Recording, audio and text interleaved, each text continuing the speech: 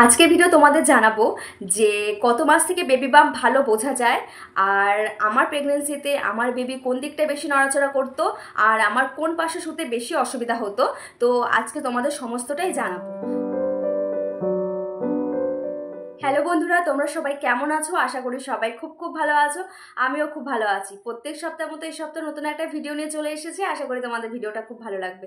তো ভিডিওর টাইটেল আর থাম্বনেল দেখে তোমরা বুঝেই গেছো আজকে ভিডিও কি হতে চলেছে। তো চলো ভিডিওটা শুরু করি। আজকে ভিডিও তোমাদের জানাবো যে কত মাস থেকে বেবি বাম্প ভালো বোঝা যায়, আর আমার প্রেগনেন্সিতে আমার বেবি কোন দিকটায় বেশি নড়াচড়া করতো, আর আমার কোন পাশে শুতে বেশি অসুবিধা হতো।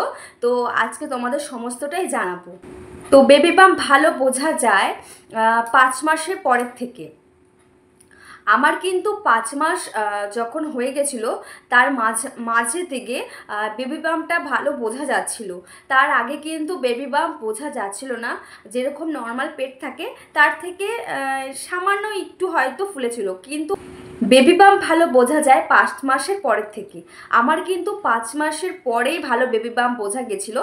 5 মাসের পরে বলতে 5 মাসের মাঝখান দিয়ে বেবি বাম্পটা ভালো বোঝা গেছিলো, মানে প্রায় 6 মাসের কাছাকাছি গিয়ে পুরোপুরি ভালো বোঝা যাচ্ছিলো বেবি বাম্পটা।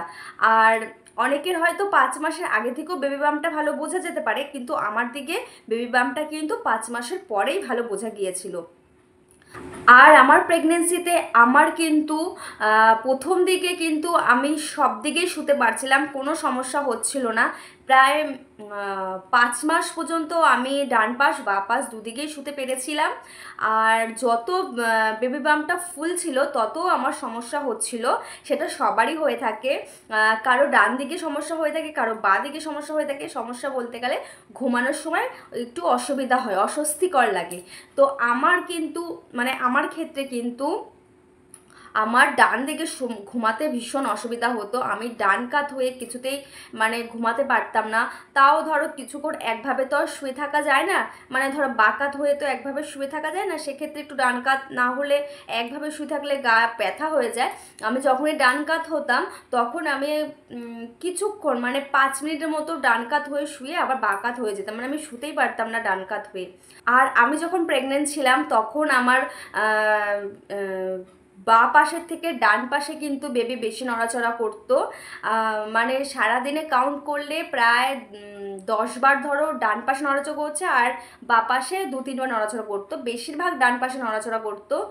আর ভালো বোঝা যায় যে বেবি কখন নড়াচড়া করছে, সেটা ভালো বোঝা যায় 5 মাসের পরের থেকে। মানে অনেকের হয়তো 5 মাসে বোঝা যায় যে একটু হলেও নড়াচড়াটা অনুভব করতে পারে, কিন্তু আমার ক্ষেত্রে আমি 5 মাসের শেষের দিকে গিয়ে আমি বুঝতে পেরেছিলাম যে বেবি নড়াচড়াটা ফার্স্টের দিকে নড়াচড়া করতো না, আর 6 মাসে গিয়ে পুরোপুরি বুঝতে পারতাম বেবি নড়াচড়া করাটা। আর অনেকে হয়তো 5 মাসের আগেও অনেকের বেবি নড়ার অনুভবটা করতে পারে, কিন্তু সেটা আমি সেই অনুভবটা আমি করতে পারিনি। মানে আমার বেবি নড়াচড়া তখন করতো না। আর আমার ডান পাশে প্রচণ্ড বেবি নড়াচড়া করতো, বাঁ পাশে নড়াচড়া সেরকম করতো না। আর আমি এই ডান পাশে ঘুমোতে পারতাম না, বাঁ পাশ কাত হয়ে আমি বেশিরভাগ ঘুমোতাম। আর আমার কিন্তু বেবি বাম্প কিন্তু প্রায় 6 মাসে গিয়েই বেবি বাম্পটা ভালো বোঝা গিয়েছিল। আর যেহেতু আমি কিছুই খেতে পারতাম না, সেই কারণেও হতে পারে বেবি বাম্পটা ভীষণই ছোট ছিল। আমার ডেলিভারির সময় বেবি বাম্পটা খুবই ছোট ছিল।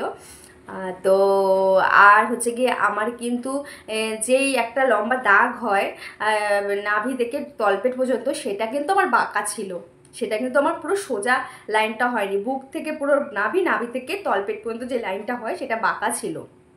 কিন্তু সমস্যা একটু হলেও হয়েছিল, সেটা হচ্ছে আমি ডান পাশে বেশিক্ষণ ঘুমোতে পারতাম না, এটাই হচ্ছে ব্যাপার। বাঁ পাশে আমার কোনো সমস্যা হতো না। আর আমি শুনেছি গর্ভে যদি মেয়ে সন্তান থাকে সেক্ষেত্রে কিন্তু ডান পাশে বেবি বেশি নড়াচড়া করে, আর ডান পাশে শোয়া যায় না, মানে ঘুমানো যায় না। এটা কিন্তু সত্যি কথা, আমার ক্ষেত্রেও কিন্তু এটা হয়েছে। আমার ডান পাশে বেশি নড়াচড়া করতো বেবি, আর আমি ডান কাত হয়ে কিন্তু ঘুমোতে পারতাম না। তো আর আমার কিন্তু মানে বেবি গার্লই হয়েছে।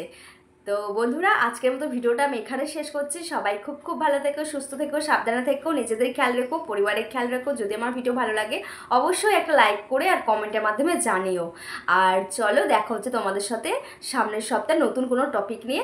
আজকের মতো টাটা, সবাই খুব ভালো থেকো আর অল টাইম স্মাইল করো। টাটা।